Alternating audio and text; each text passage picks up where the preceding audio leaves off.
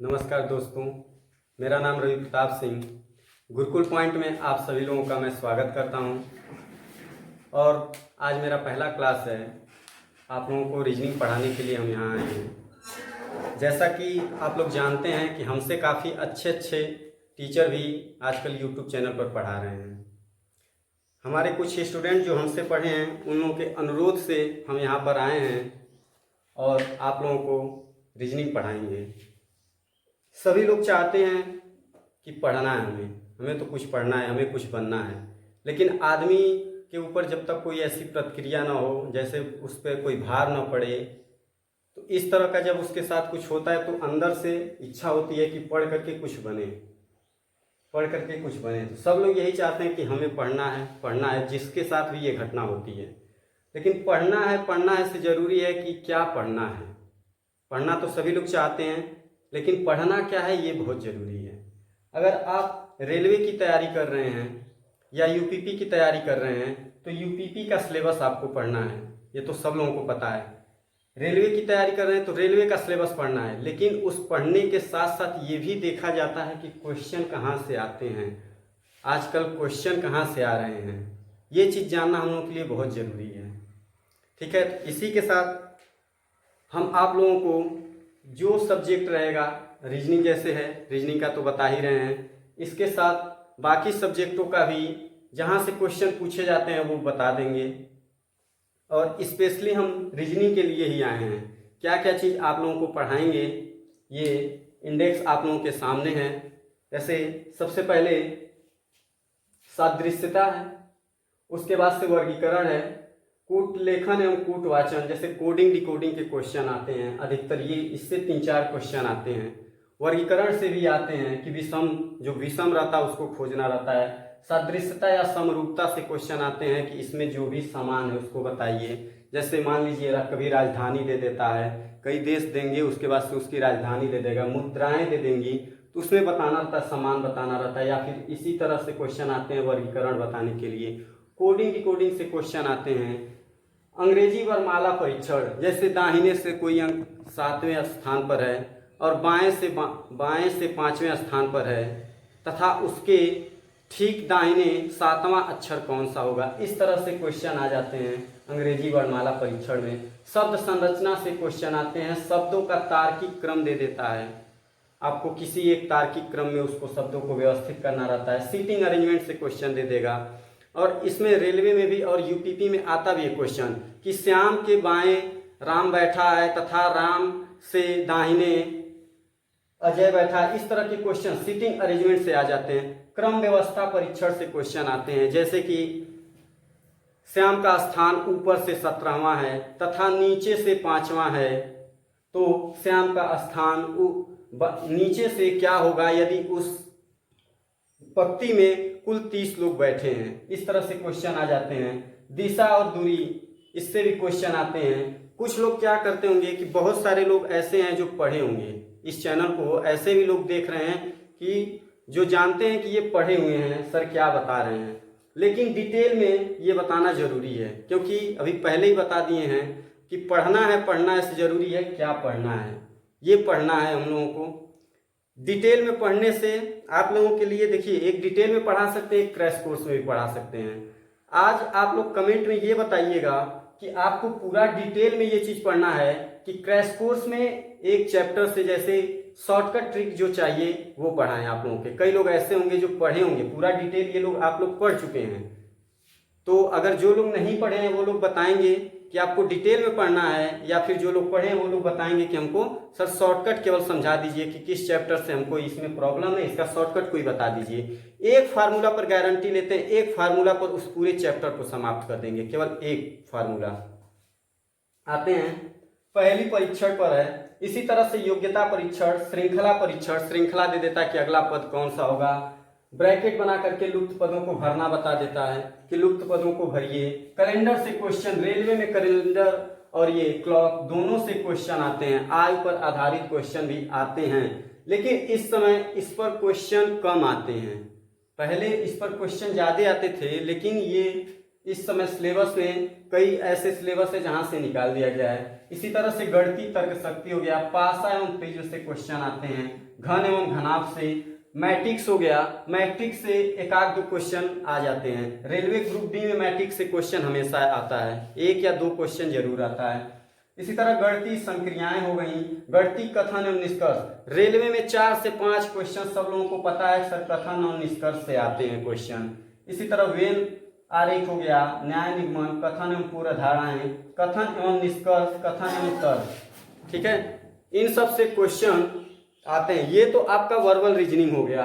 इसके बाद से फिर आता है आपका non verbal reasoning. Non verbal reasoning में भी देखिए सादृश्यता, समरूपता और वर्गीकरण से क्वेश्चन आते हैं। इसी तरह से उसमें आते हैं आपको जल प्रतिबिंब, दर्पण से क्वेश्चन आते हैं।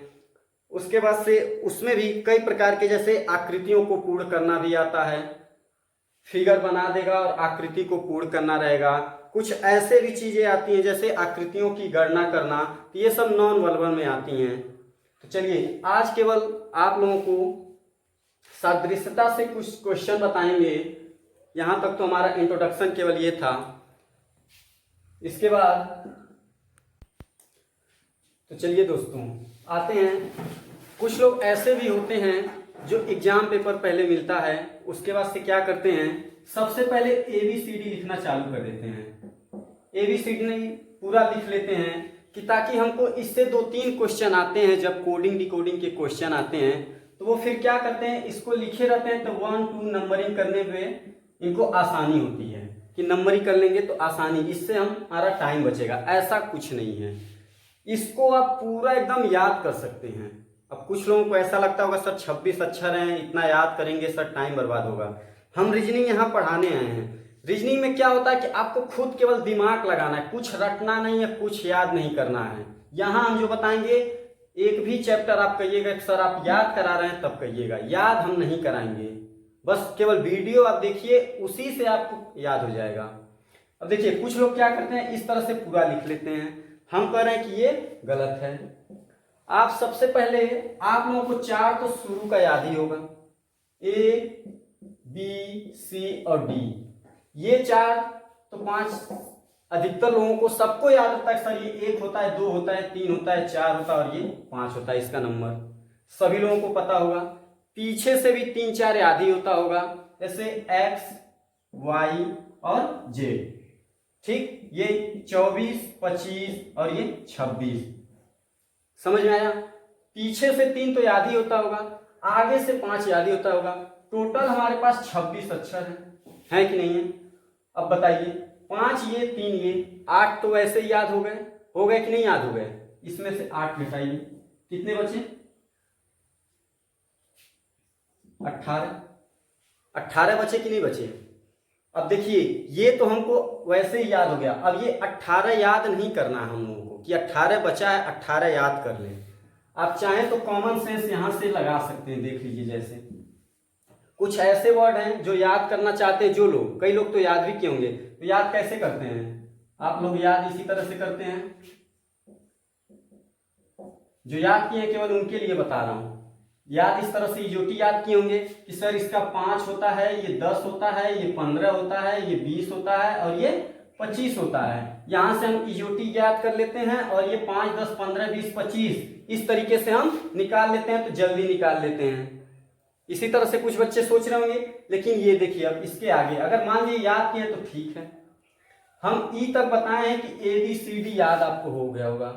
अब देखिए F, ये F आप बनाए, इस F में कुछ हिडन दिख रहा है, यहां से 6 दिख रहा है। F में क्या दिख रहा है, 6 दिख रहा है कि नहीं दिख रहा है। ये F है, जैसे F बने तुरंत स्ट्राइक दिमाग में कीजिए कि ये तो 6 है। F है मतलब क्या है, 6 है।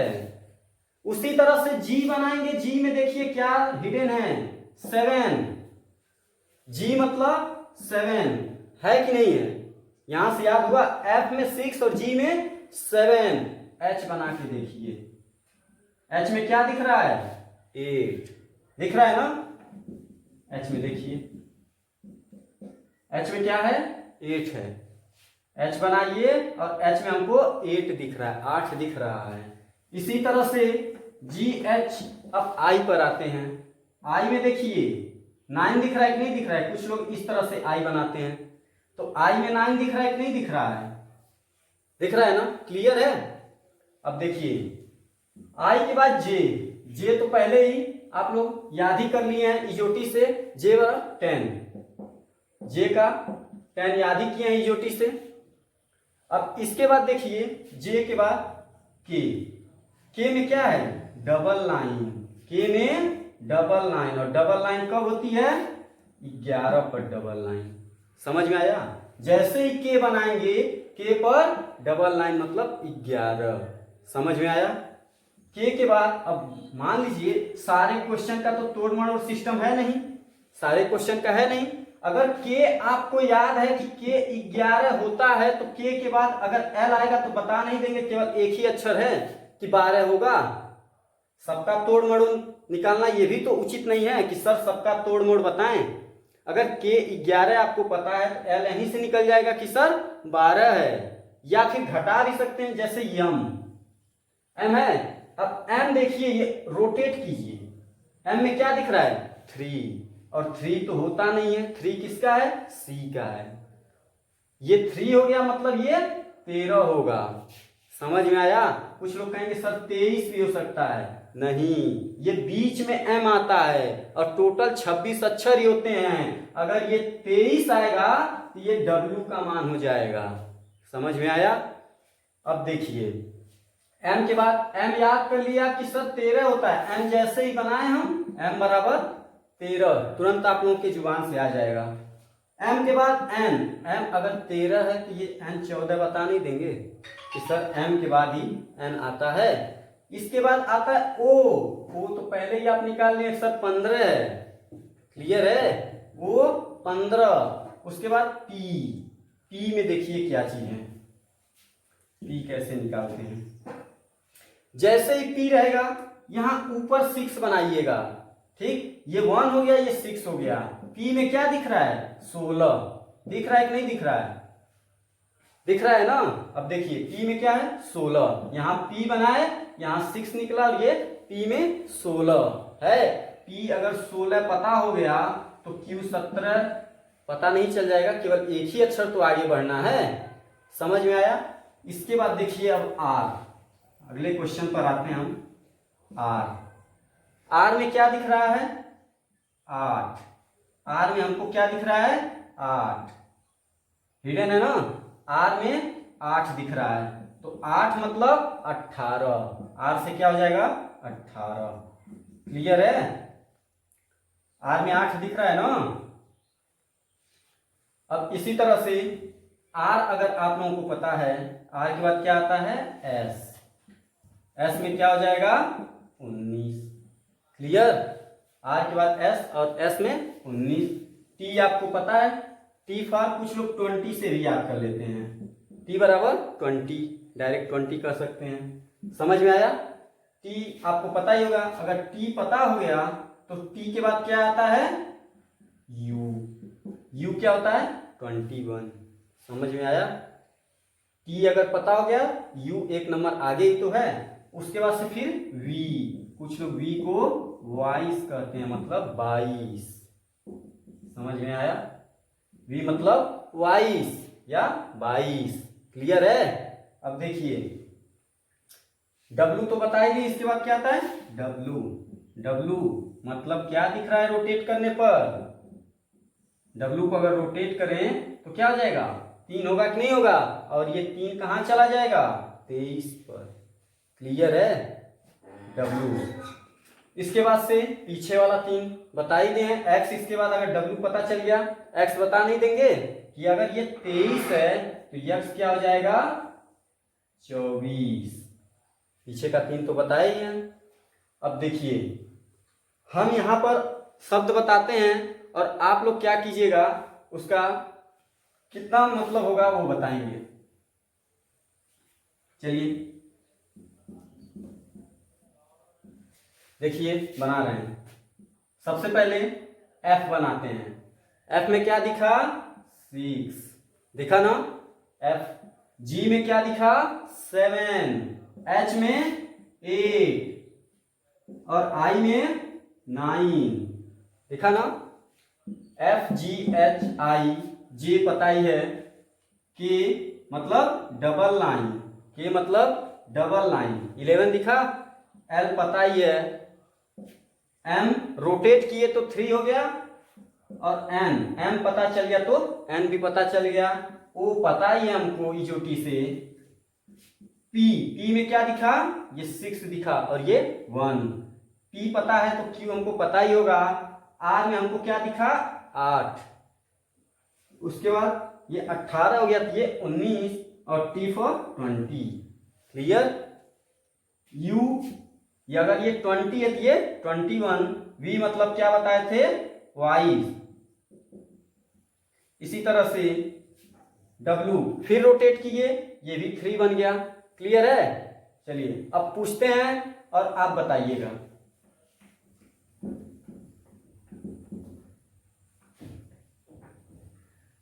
चलिए बताइए, P की वैल्यू क्या होगी, 16, हाँ ठीक है।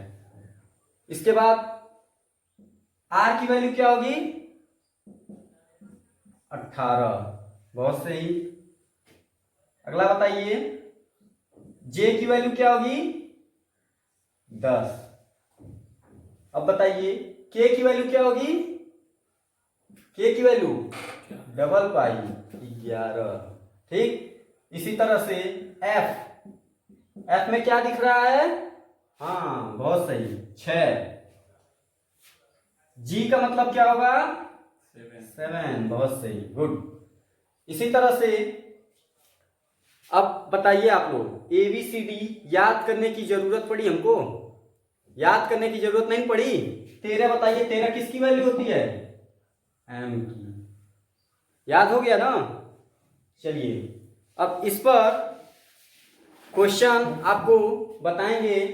सबसे पहले तो हमारा चैप्टर क्या है, सादृश्यता और समरूपता है, ठीक है।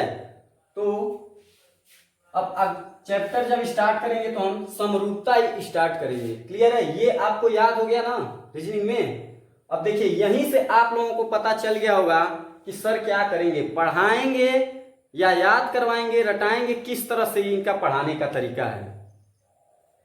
इसके पहले आप लोगों को लग रहा होगा कि सर बातों से ही बस बात कर रहे हैं, लेकिन अब देखिए पढ़ाने का तरीका आप लोगों को पता चल गया।